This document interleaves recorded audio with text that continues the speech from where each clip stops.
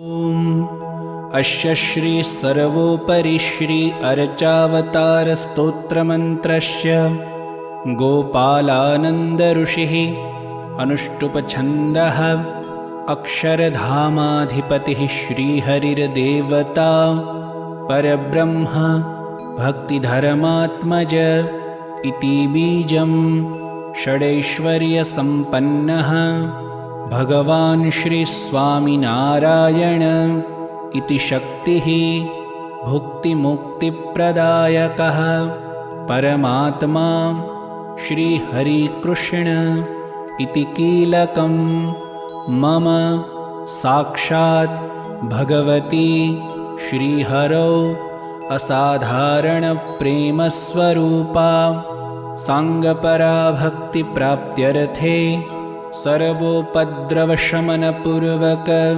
सकलमनोरथसिद्ध्यर्थे जपे विनियोगः। अथ ध्यानम्। अक्षराधिपतिं दिव्यं षडैश्वर्यसमन्वितं वन्देऽहं स्वेष्टदेवं तं स्वामिनारायणं प्रभुम्।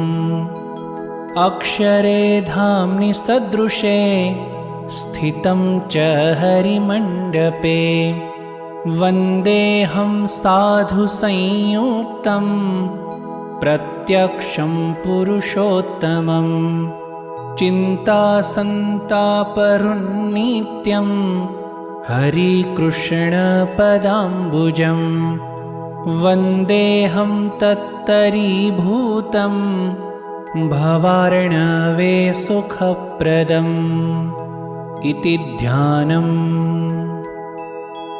धर्मभक्तिवासुदेवं भक्तदोषनिवारकं वन्देऽहं दुःखहरतारं विद्याशक्तियशःप्रदम् श्रीकान्तं द्वारिकाधीशं लक्ष्मीनारायणं तथा वन्देऽहं स्वेष्टदातारं देशवृत्तालयस्थितम् उद्धवज्ञानदातारं धर्मभक्तिवरप्रदं वन्देऽहं राधिकायुक्तं वृन्दावनविहारिणं सर्वावतारधरतारं भुक्तिमुक्तिप्रदायकं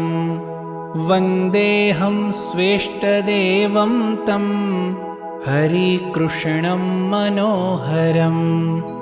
उत्सवे राजते नित्यमुत्सवानन्ददायकं वन्देऽहं श्रीहरिकृष्णं बालमुकुन्दसंयुतं त्रेतायां भरतं दद्यात् द्वापरे चोद्धवं तथा वन्देऽहं पादुकां नित्यं कलौ वृत्तपुरे स्थितां शयनं सुखशय्यायां करोति वै सुखप्रदं वन्देऽहं श्रीमहाराजं सुखसागरमव्ययम् सत्यव्रतं ऋषीणां च रक्षार्थं धृतविग्रहं वन्देऽहं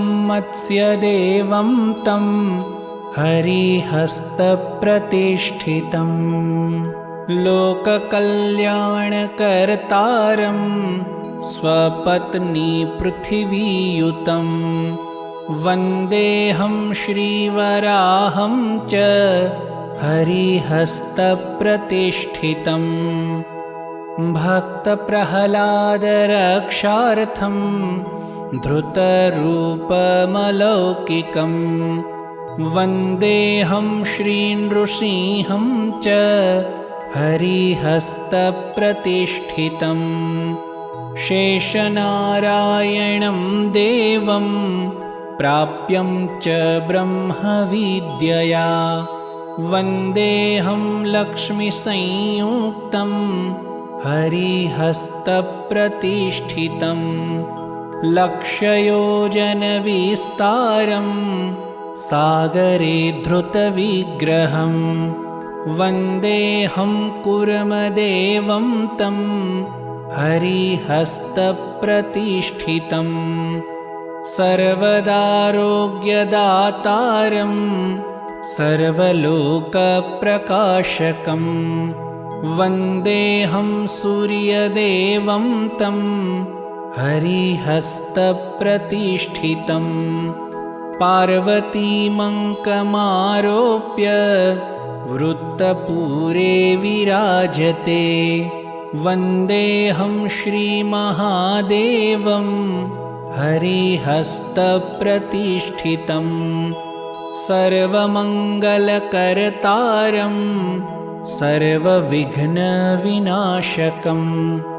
वन्देऽहं गणनाथं च हरिहस्तप्रतिष्ठितं। भक्तसङ्कटहरतारं दास्यभक्तिविधायकं। वन्देऽहं श्रीकपीन्द्रं तं हरिहस्तप्रतिष्ठितं। हरिहृदयसङ्काशान् भगवद्मूर्तिसदृशान्। वन्देऽहं साधुवर्यास्तान् मुमुक्षून् भवतारकान्।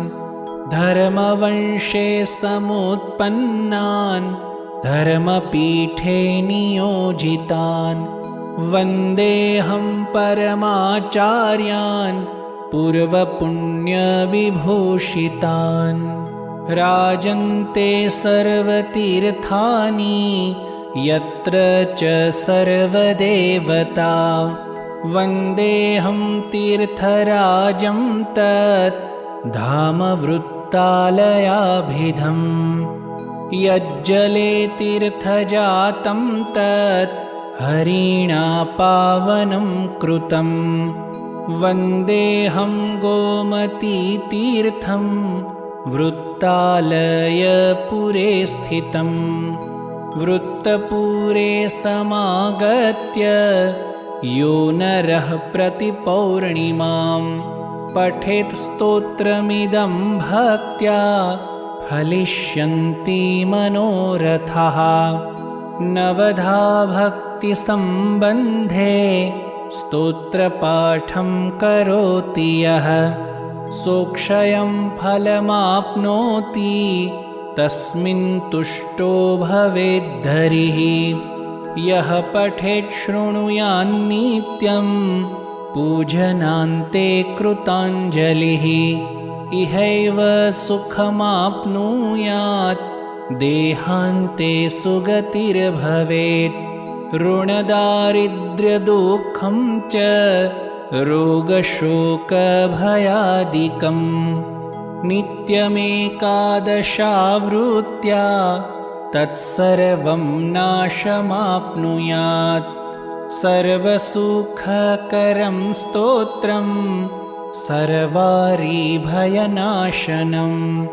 गृहीत्यागी जनानां च भुक्तिमुक्तिप्रसाधकम्। धर्मार्थकाममोक्षाणामिदं स्तोत्रं सुनिश्चितं। प्राप्त्यर्थे सेवनानित्यं तत्र कार्यो न संशयः। तस्मादर्चावताराणां स्तोत्रमेतद्धरिप्रियैः गृहीत्यागी जनैः सर्वैः पठनीयं प्रयत्नतः।